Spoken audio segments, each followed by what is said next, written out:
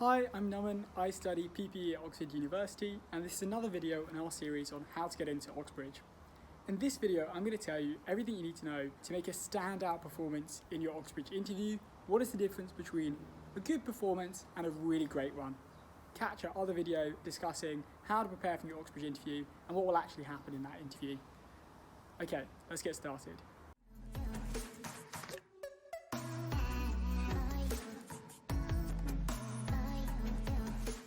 So this advice has been done in collaboration with over 400 UniReach mentors.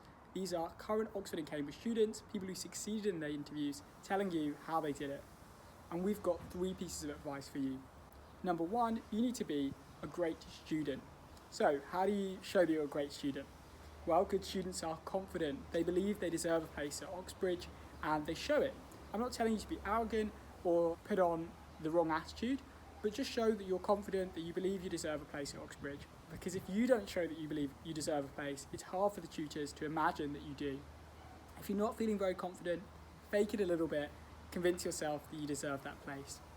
At the same time, a good student is flexible. What do I mean by that? Well, let's say you're in an interview and you've given an answer and the interviewer is now challenging you a little bit. They're presenting some objections to what you've said. Now, if you think that you've got answers to those objections, go ahead, explain why you think you're right, defend yourself.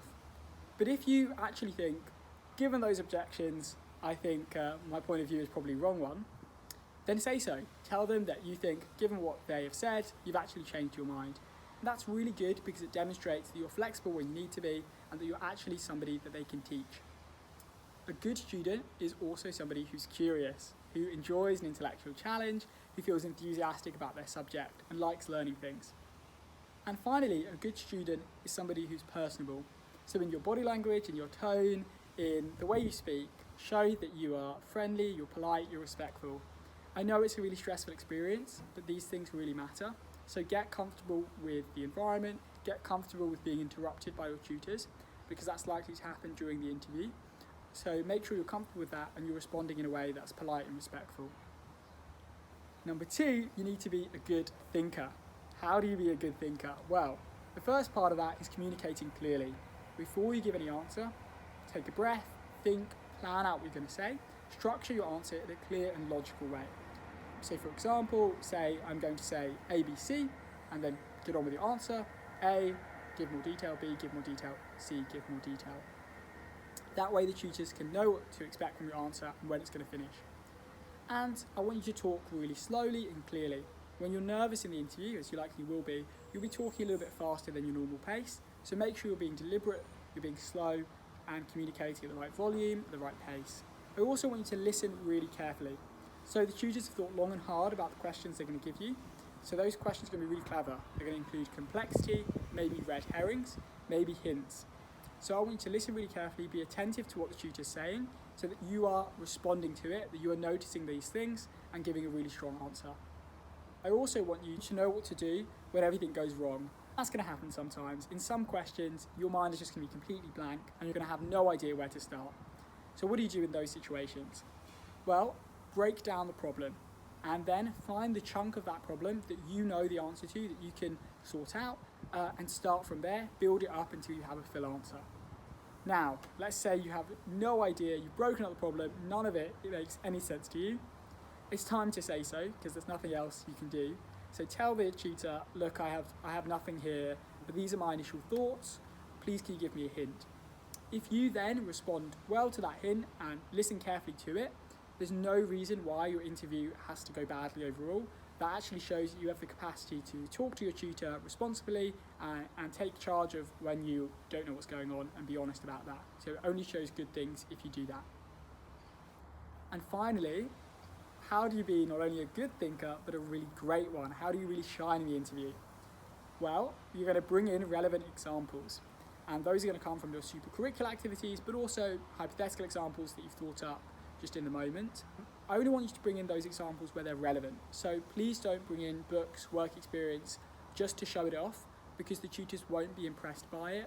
They'll know that it's not relevant. They'll just want you to get on with answering the question that they actually asked you. But where it is relevant, mention it, make it strengthen your answer. So I'll give you an example. Maybe in a medicine interview, you're asked, what does it mean to be a good doctor? And you can bring in your work experience and you can say, well, actually, there was somebody in my work experience that I thought was really admirable and like a really great doctor, and they had this characteristic. And I think this characteristic is really important for these reasons. And that way you're bringing in the things that you've done, you're demonstrating that you've worked really hard to get in, but also making sure that you're only doing it where it strengthens your answer. A great thinker also doesn't skip steps, doesn't do any mental reasoning. I want you to tell them your full thought process. Why is that? Well, there's a number of reasons. If you are doing things in your head, it's likely you're going to make mistakes. It's going to be harder for the tutor to discuss those parts of the problem that they were hoping to discuss. And also, it's just not showing that you recognise all the steps involved. If you're doing the work, show them you're doing it. I also want you to, in a similar way, talk about any assumptions that you make in your answer and bring them up and discuss why you think that they're important. That will really impress the tutors, showing them that you recognise all the different conditionals that have to hold for your answer to be correct. And finally, I want you to discuss any potential flaws and objections to your answer. No answer you make is going to be perfect, and I'm sure there's objections that you're thinking to yourself even as you say the answer. Bring them up, show that you recognise them. That will show that you have the capacity to think critically about your own arguments, and it will really impress the tutors.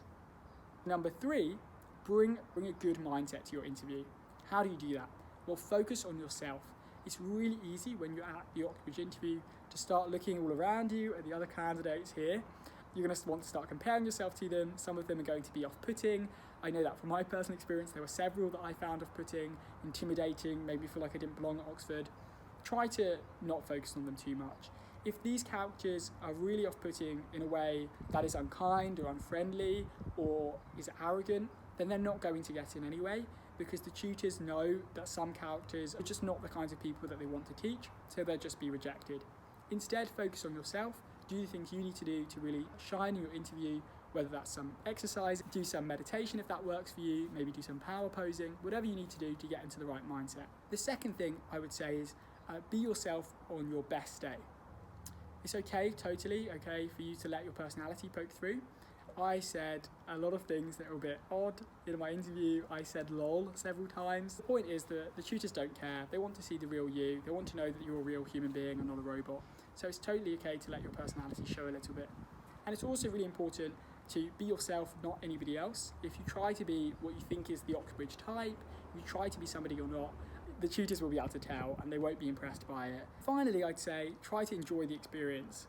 Now, I know I've heard this advice before, I really hate hearing it, but it is true. I actually really enjoyed several of my interviews, and I think those are the interviews where I perform my best, because I was the most relaxed, because I was the most myself in those interviews, and I was able to connect with the tutors in a different way.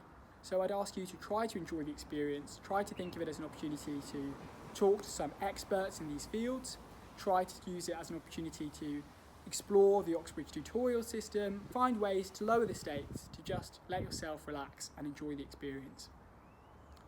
So that's it. Those are my tips for you to smash your Oxbridge interview. Number 1, try to be a good student. Number 2, try to be a great thinker. And number 3, try to bring a good mindset. I hope that's really helpful to you. Thank you so much for watching. Before you go, I'll just tell you one more thing about UniReach. UniReach is a great free platform. We have over 400 Oxbridge mentors that we can connect you with completely free. All you have to do is go to www.unireach.co.uk. I'll put the link in the description as well. You click request a session, tell us what course you're applying for, what dates and times work for you, and we'll find you a mentor for a free half-an-hour session. They'll give you whatever you need, whether that's a look over of your personal statement, a mock interview, whether you want them to answer questions about Oxbridge lifestyle or about the course, whatever you need, they'll give it to you completely for free, and you can have as many sessions as you want. So check that out. It's an amazing resource. It's kind of insane that we're able to offer that to you, and I wish I had that when I was applying to Oxbridge. Make sure you use that. Anyways, thanks so much for watching, and good luck with your application.